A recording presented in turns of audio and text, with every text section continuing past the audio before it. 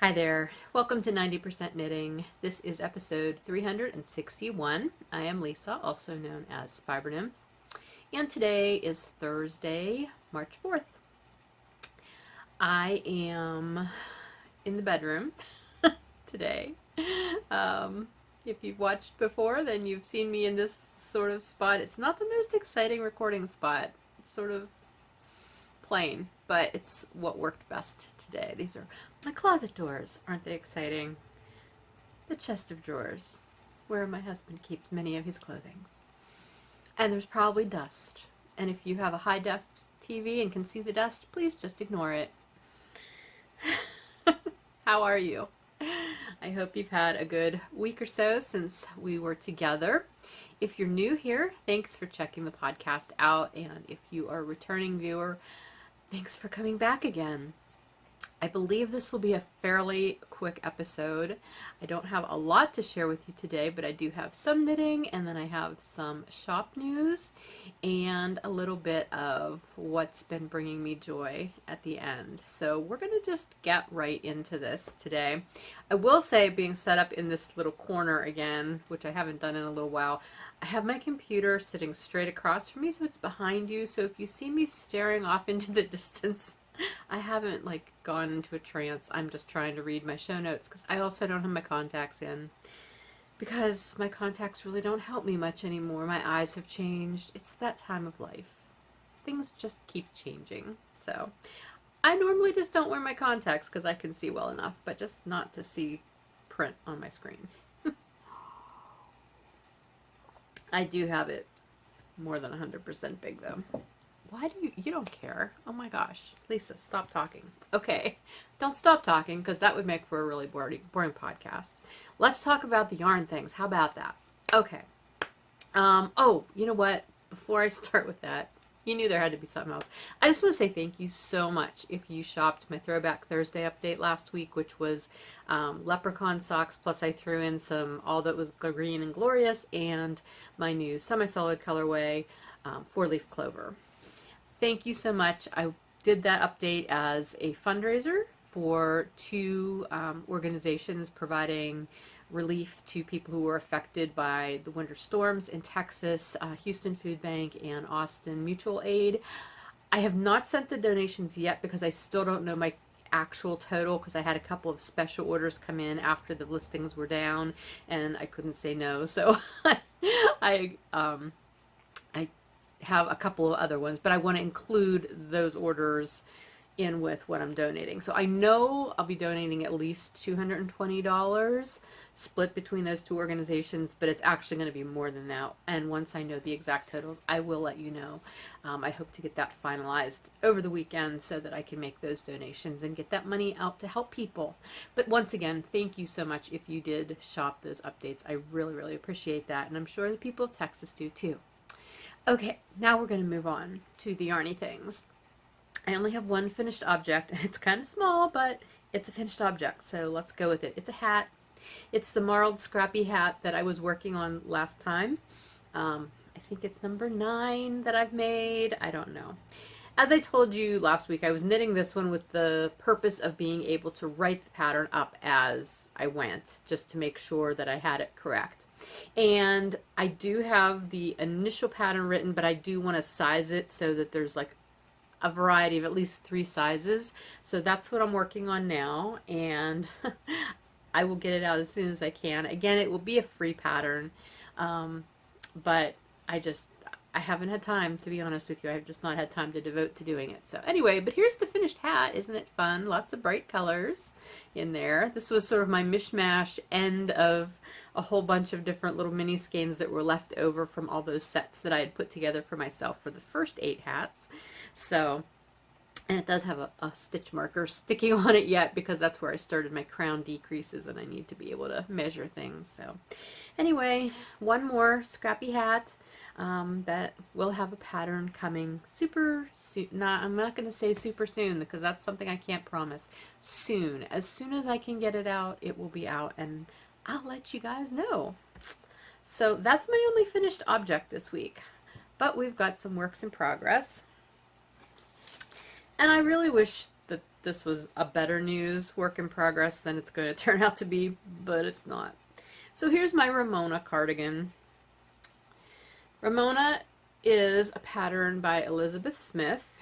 I've been working on it for a while, and the body went so well. The sleeves, not so well. So when you saw it last time, it didn't have any sleeves. I had started the first sleeve, and I had to rip the first sleeve out because it was way too huge. So I did let it sit for several days before starting again, because I needed to think about how I wanted to mitigate not only the excessive size of the sleeve, but how it was really just bunching up here with a whole lot of extra fabric at the armhole. So I was thinking about a past sweater I did, and I honestly don't remember which one it was now, but I did do a sweater in the not too distant past where I also had like a really huge sleeve that I needed to decrease quickly, and I had like, I think that one though was because I ended up having to pick up a whole lot more stitches in the underarm than the pattern had recommended, and so then I needed to decrease those. So it was a slightly different issue, and that was actually an easier issue to deal with than trying to decrease these upper sleeve stitches that are live and part of the yoke, part of the sweater.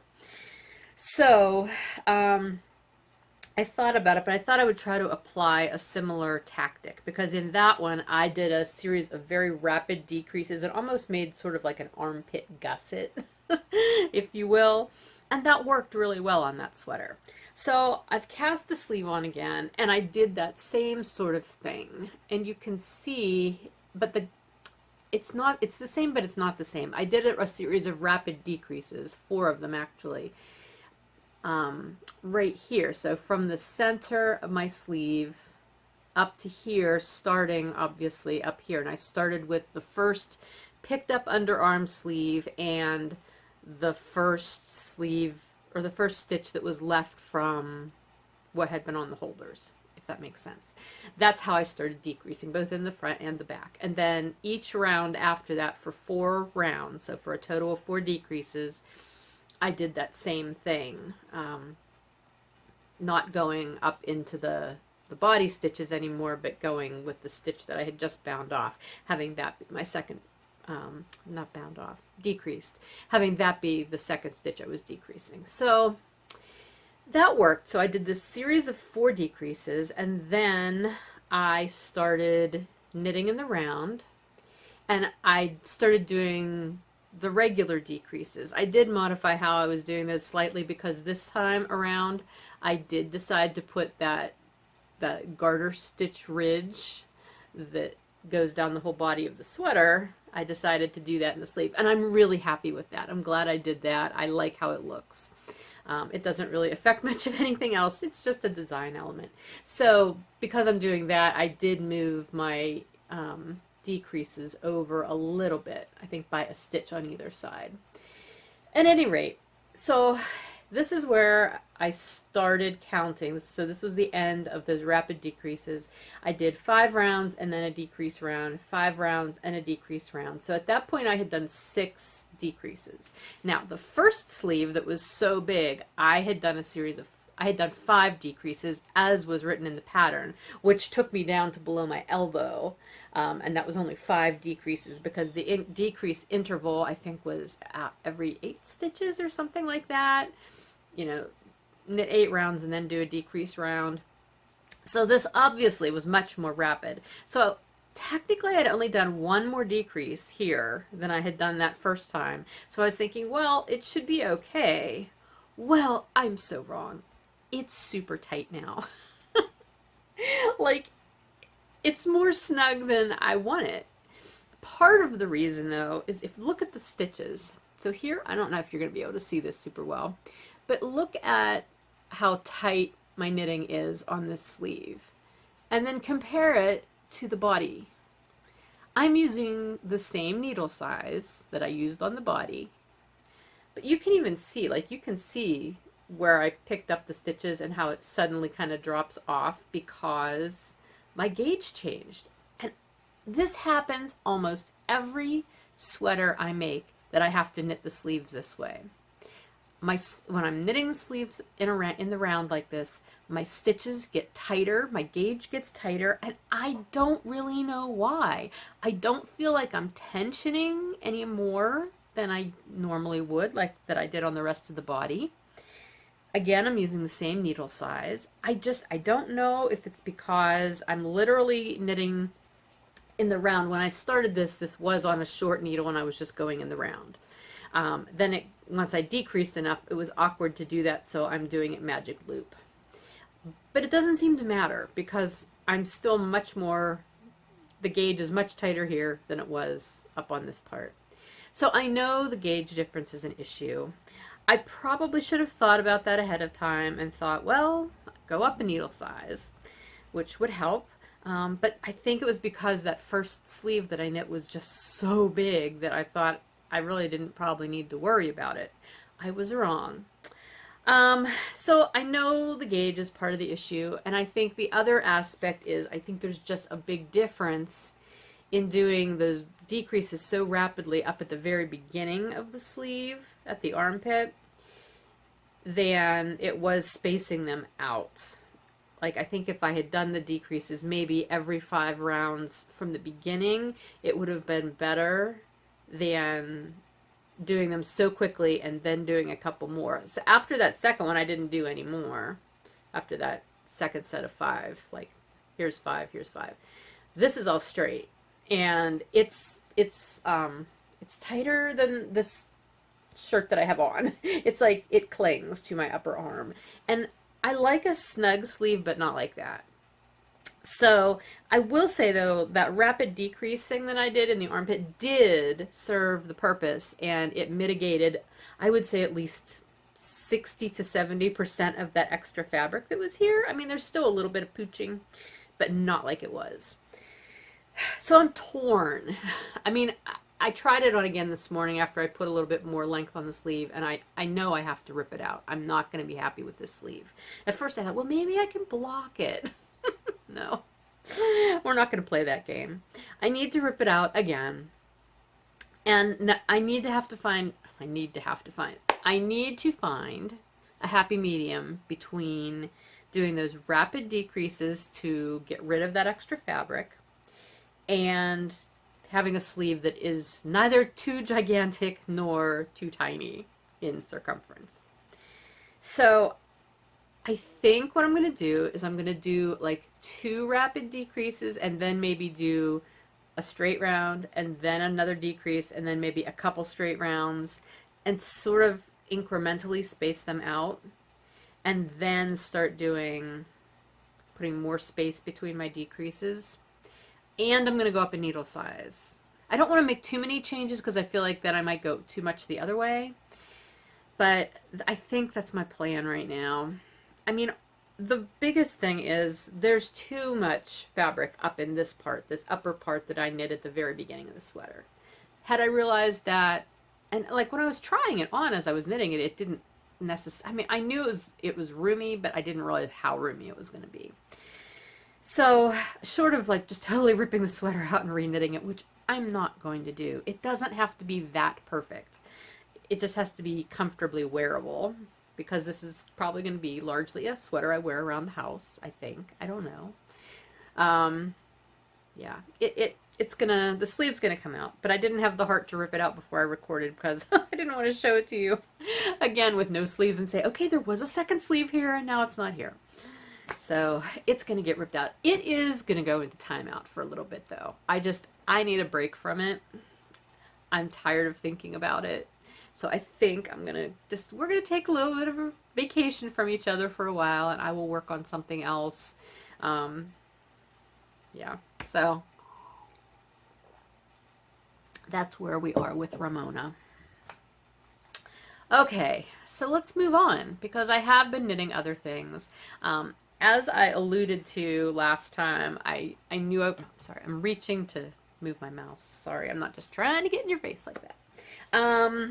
I knew I was going to need to cast on something simple and easy to work on, you know, when I'm just sitting around with my husband or watching something or what have you.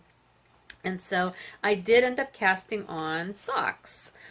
surprise, with this Patons Kroy blue striped rag colorway that I showed you last time. This is such a happy colorway. So here's the first sock that I did cast on shortly after recording last time. So I'm doing a long cuff. Well, long for me. This is not nearly as long. If I was making these for Bill, they'd have to be probably another 3 inches longer. But these are for me, and as far as a long sock goes, this is probably the length that I would like. I know, I've been in this short-ish sock mode lately, but all of a sudden I'm like, no, I would like this to be longer. So here's my cuff. I don't know how long it is. I don't think I measured. Let's see. 1, 2, 3, 4, 5, 6, 7. It's probably about 7.5 inches. I'm measuring with my knuckle, with that part of my finger. That's about approximately an inch. Anyway, so I'd say it's about 7.5 inches long. And then I did my heel flap. I went back and forth. I thought I might find a contrasting color that I could use, you know, just a solid for the heel flap and gusset, or the heel flap and heel turn. But I looked at all my yarn, and the closest I have 2 West Yorkshire Spinners solids. I think the one's Cayenne and the other one's Butterscotch. And they were sort of close to this, but not close enough that they would have made me happy. And like I said last time, this is a marled yarn. It's got a darker color in there. I don't know, it's not wanting to focus on this so much as me. But there is some marling in there, and so I didn't want to lose that. You can see it better in the ball. So I'm just doing it this way, and I figure once I do the heel turn, which is where I'm at now, I need to do the heel turn, and I go to pick up the gusset stitches, I'm going to probably break the yarn and get back in sequence so that on the front and the instep, it will still follow the same pattern. So I'll do some yarn management, in other words. So that is the sock. However, I also started the second one. I don't often do my socks concurrently. Every once in a while I will. But the only reason I decided to cast this one on is because I had a Zoom meeting the other morning and I had no plain vanilla knitting that I could work on under the table while I was on my Zoom meeting. So I just got another pair of needles and cast this sock on. So I have the second one going as well. I don't know that I will continue to do them concurrently. I may just finish this one and then go on to this one, but I couldn't do a heel turn while I was on a Zoom call. That's all I can say. So I started this one. So they're going along well. I really like the yarn. Interestingly, I've used Patons Kroy FX before. The yardage on that is the same as supposedly the yardage on the Patons Kroy, but on the FX, I've always found it to be quite a hardy yarn. Like, I can't use my usually US 1, or the fabric is just so dense. But I'm using US 1s on this and it's fine. So I don't know if there's a difference or not. But, oh, I'm doing a 2x1 rib for the whole cuff, by the way, and it'll be on the instep as well. Just thought I'd change things up from my normal plain vanilla. But yeah, I mean, this is fine. It's not a bulletproof fabric, whereas the last time I tried to knit socks with Patons Kroy FX on a US 1, it was bulletproof fabric, and I had to go up to a 1.5. So I'm not sure what the difference is, but I really do like the yarn, and its colors are pretty, and they're making me happy.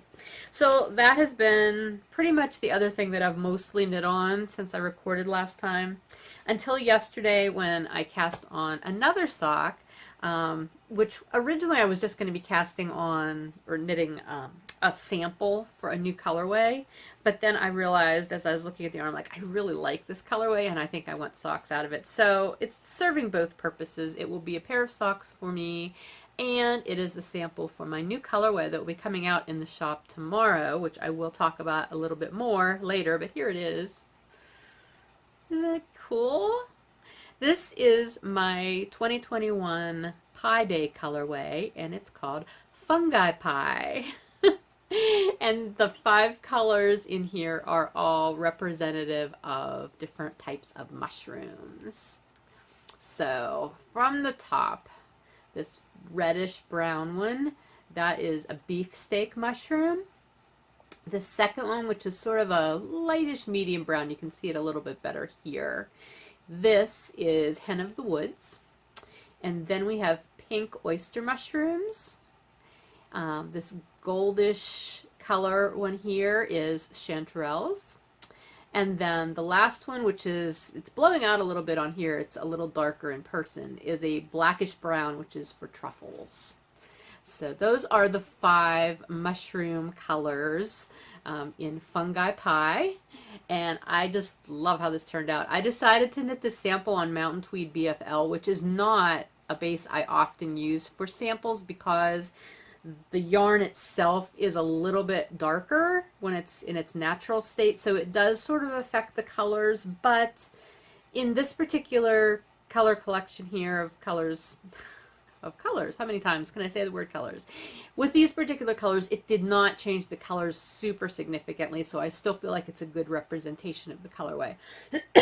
I'm going to be offering this on a bunch of different colorways.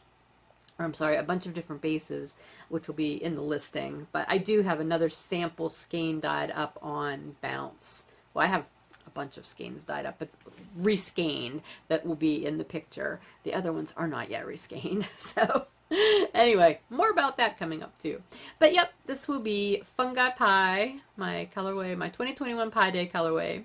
And in case you're not familiar with my Pi Day series of yarns, the striping pattern follows the number sequence in Pi, which is that non-repeating decimal mathematical thing that a lot of people are into. I'm always so bad at explaining it on the podcast, but whenever I send the yarn out, I do have a little piece of paper that goes in with each colorway, again saying what each color represents, as well as talking about the Pi sequence, so you know what's going on. The big thing to know is if you want to get a pair of matchy socks, you won't get it out of one skein of a Pi colorway because Pi does not repeat. And as you go, you'll also occasionally see one of the colors missing in the sequence. That's when that color falls on a 0. If it falls on a 0, that color gets skipped for that round of the 5 colors. So, and also, since we're talking about it, some people ask me or assume that the numbers or the stripe size or the number in Pi will tell you how many rounds you're going to get of a particular color, and that is not at all true. That has nothing to do with how I do the colorways, because that's so individual. That depends on gauge and how many stitches you're casting on and what you're making. So no, the number is just the corresponding number to the number in the Pi sequence. So like the first one is 3, the next one is 1, so you can see it's narrower. The next one is 4, so it's wider. The next one is 1, 5, 9, and so forth. So that's Pi. That's my Pi yarn, and this is this year's colorway. So again, I'll talk a little bit more about the actual update in the shop news segment. But that's it. That's all I've been knitting. I haven't had a lot of knitting mojo this past week, to tell you the truth. It was a rough week in so many ways. And I think that just sapped a lot of my energy. Matter of fact, there were several days where I did not do much knitting at all, and all I wanted to do was my drawing, because it was just very meditative and it was a good escape while I was dealing with some other stuff. We had a family issue this past week, not in our household, more extended family, but it was a very emotional, stressful thing that we went through for several days. Everything's fine now, thankfully, but at the time it was a little rough. So, and it's funny because now that that's resolved and everything, I feel like, you know how when you go through something like that and then it resolves itself and you're like, okay, but then maybe a few days later it's like this wave that suddenly comes in and hits you, and your body reacts because your mind has finally let that go and it releases, and it's like, oh my gosh, I was just so tired for a couple of days, and I'm pretty sure that's why, because of something of that. But anyway, that's neither here nor there. Yeah, that is everything. Oh, and by the way, the other thing about fungi pie, mushrooms are not technically considered plants, which you probably know. But for the sake of our nature make-alongs, if you are using fungi pie, you can use it for this first 2-month make-along, which is on flora. So it's a type of flora, I guess. Maybe. We're going to consider it one. So you can use it. All right, that's a good segue into talking about the 2021 Nature Make-Alongs because they have started. March 1st through April 30th is the first one, and that theme is flora. So anything that you can somehow relate to the flora of the world, you are able to submit for the make-along. And we've had some people really do some stretches, and it's fine. As long as you can rationalize it and tell it to me and rationalize it, if it works for you, then I'm probably going to be good with it. Again, I want this make-along to be low stress, low rules. I talked last week about how I did modify and sort of eliminate some of the original guidelines. So go ahead either to the Fiber Nymph Dye Works blog, well, the Fiber Nymph Dye Works website, and then click on the link that says Nature Mal and up at the top, and that'll take you to the guideline post. So you can either read them there or on the Ravelry group, the Fiber Nymph Dye Works Ravelry group. There is a Nature Make-Along thread there. There is in both of those places now, there is the link to the finished object submission form. When you finish an object and you want to submit it to be in the prize drawing, that's what you need to fill out, that form. It's a simple form, not a ton of information is needed, just the basics, but that's what you need to do for that. I did not start a finished object thread. I don't know if I mentioned that I was going to or not, but then I started thinking about it. It's like there is no finished object thread because the finished objects are being submitted through the form. The chatter thread, though, is going to be going on all year long through all of the make-alongs, and that is where I will be drawing the chatter prize winners from both the Ravelry chatter thread as well as the comments on that blog post in the Fiber Nymph Dye Works group. So you can comment either place, and I will be putting those together to draw for the chatter thread winners for each quarter. Well, it's not really a quarter because they're 2 months, but each of the 4 make-along themed periods.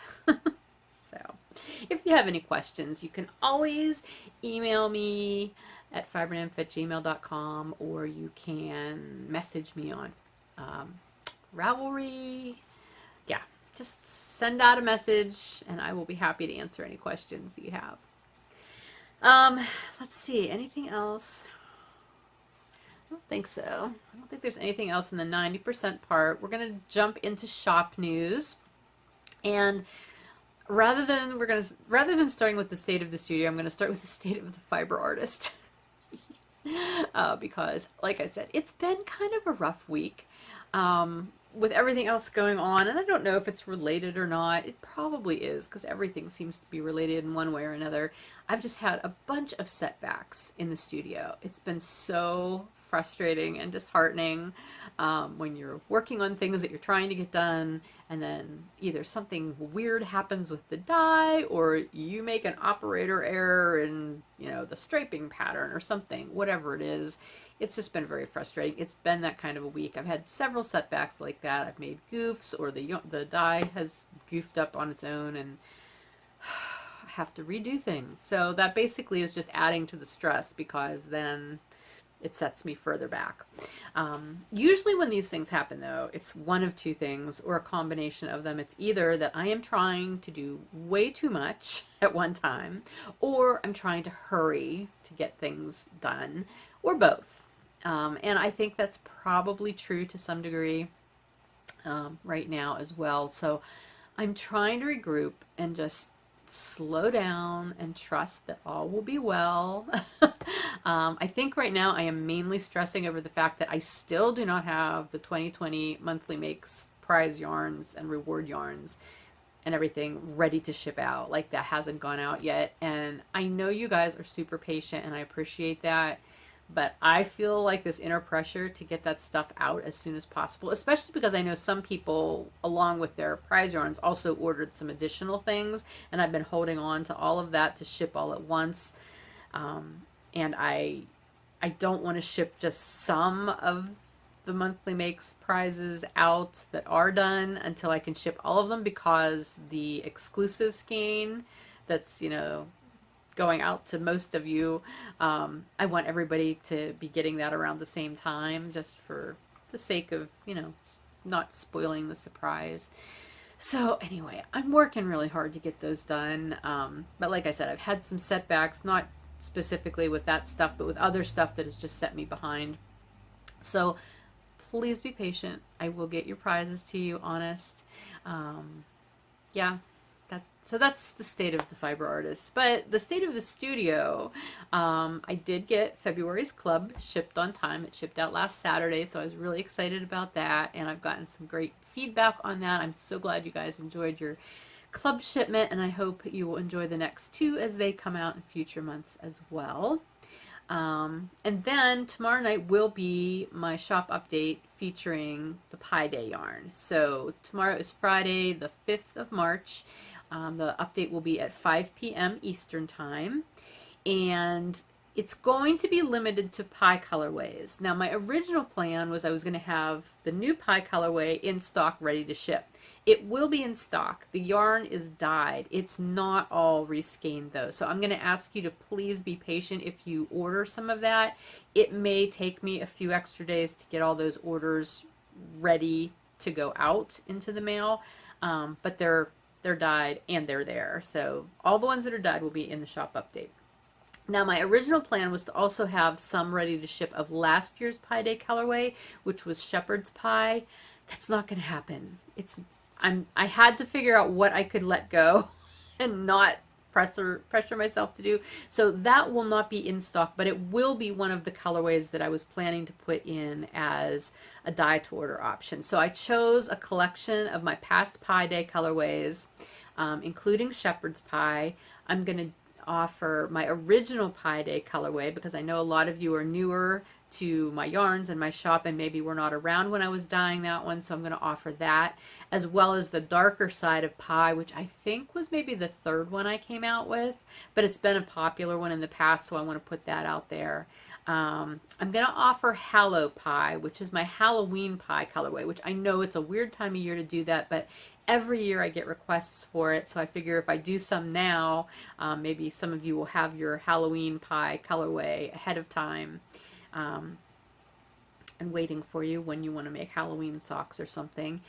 I know those ones I'm going to offer. There may be a couple of other ones. I need to decide how much I want to put out there as a commitment, because these will be my default 4 to 6 week turnaround time, just so you know. And I think I'm going to offer those dye to order ones at a slight discount, just because I want to. It'd probably be a 10% discount, but you know, just sort of my Pi Day gift to you. Just know that if you do order with other in-stock items, I'll be holding everything until the Pi Day colorway, if it's a dye to order one, is ready to ship. So anyway, you can be looking for all of those. I'm excited about them. I love doing my Pi Day colorways. They're so much fun. So watch the listing or watch the newsletter. I'm going to be sending my newsletter out today, and that will have my definite final cut list of which colorways are going to be offered. I'll be offering the dye to order ones on 4 bases: Bounce, Bedazzled, Mountain Tweed, Traveler, and Cozy. 5 bases. 5 bases. You'll have 5 base options. Can't count today. Yeah. Okay. So that is tomorrow's update. There will not be another regular shop update until Saturday, March 27th. I know that's a big jump, but I'll tell you why in a minute. That will be at 10 a.m. Eastern, and that is going to feature my 2021 anniversary colorways. There will be 2 of them. you'll hear more about that between now and then, but I just wanted to give you the heads up that if you're looking for my anniversary colorways for this year, that is when you will find them in that update. There may be other things that'll pop into the shop here and there between now and then, but I'm not committing to anything, no other updates, and I don't even know that I'll get another Throwback Thursday in there between now and then. We'll see.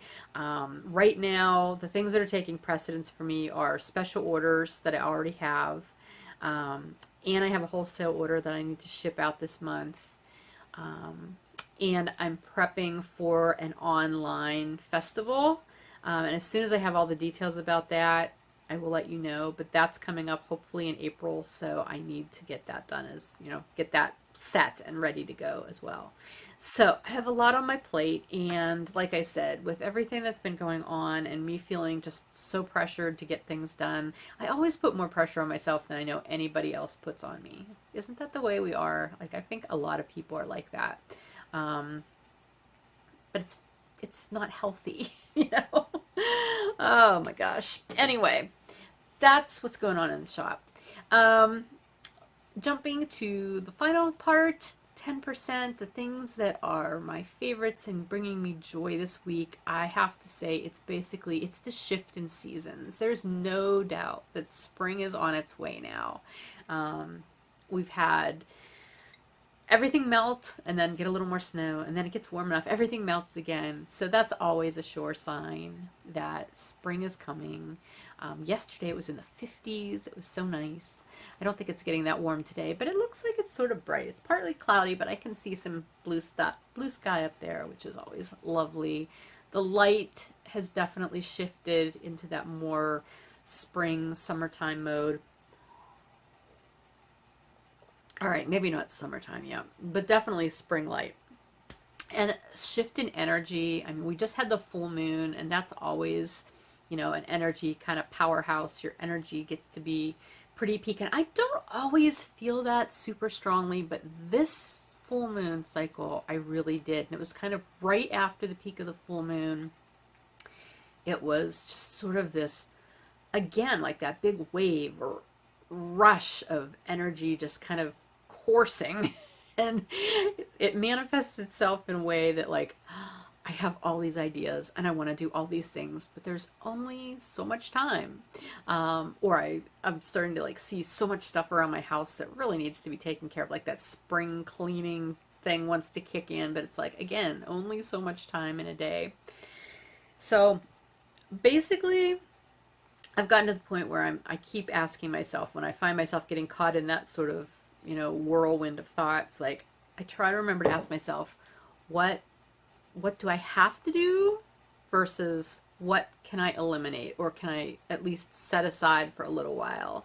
And I've been trying to keep a running list of that. Like, okay, I want to do these things, but these things don't necessarily need to be done now. I'm going to set these over here on the side burner, you know, and just focus on the things that I really need to get done, trying to prioritize every day, and just not let myself get stressed out, because again, that just makes everything worse. And I'm trying to remember to breathe. I mean, literally, like, taking deep breaths. I can't stress to you enough how helpful that can be. Whether you do it, you know, just once, or, you know, take 5 minutes and just sit. And I mean, I'm not good at just meditating. I think I've talked about this before. I'm not a good, you know, meditator, but like, I like to just be able to sit, and I'll look out the window for a while and just slow my breathing down, and that's so helpful. So, and when I catch myself starting to rush again, like, I'm really trying to be cognizant of that and just take a deep breath, cleanse things out, and, you know, try to reset and just accept the fact that what I get done today might not be everything that I had in mind that I wanted to get done today, but I've gotten things done, and I'm farther ahead than I was when I first started out in the morning. That's usually the case, unless it's a really horrible day and I mess everything up, which never happens. Like, I never mess everything up, right? And sometimes it's just a matter of letting myself off the hook of, what am I going to cook for dinner tonight? Because, as I've mentioned many times, I'm sick of cooking. I make no pretense about it anymore. Just tired of it. And there have been days in the past week where I'm like, there are leftovers in the refrigerator, family. We're having those. Or, yes, we just ordered Chinese 2 days ago, but we are going to have Mexican from the Mexican restaurant today because that is what I can do. So, yeah, that's where I'm at. I hope you are remembering to take deep breaths occasionally. Again, maybe just once in a while. Maybe that's all you need, just one deep breath. That was a fast one. Do it slower than that. It can be so helpful. Think about what you can eliminate. What's that one thing that you have on your plate today that you don't have time to do, but you can't get it all done? What's one thing that is maybe okay to put off for another day or two, or even maybe to next week? You know, remember, you're putting more pressure on yourself than anybody else is, most likely. I know I do. And then I always imagine that my family is like, oh my gosh, I can't believe she's not getting everything done. And I know they're not. Like, they're not saying that. They're not thinking that. But my mind thinks that they're thinking that because my mind wants to be a jerk sometimes. So don't let your mind be a jerk. Really. Take a deep breath. That's my challenge for you this week. I know you didn't ask for a challenge. If you want to accept the challenge, take at least one deep breath every day. Give yourself that 30 seconds or a minute. And on those days that you're super stressed, find one thing every day that you can just set aside and not necessarily do, and the world is not going to come to an end because of it. It's a gift to yourself. I am giving it to you. You can choose to take it or not take it. It's up to you. Anyway, that's all I've got for you today. I am going to go because I'm going to edit this, and then I'm going to head to the studio and hopefully not mess things up. I'm putting that out there to the universe. Today is going to be a positive day in the dye studio. Have a lovely day. Have a lovely week. I will see you again soon. Bye.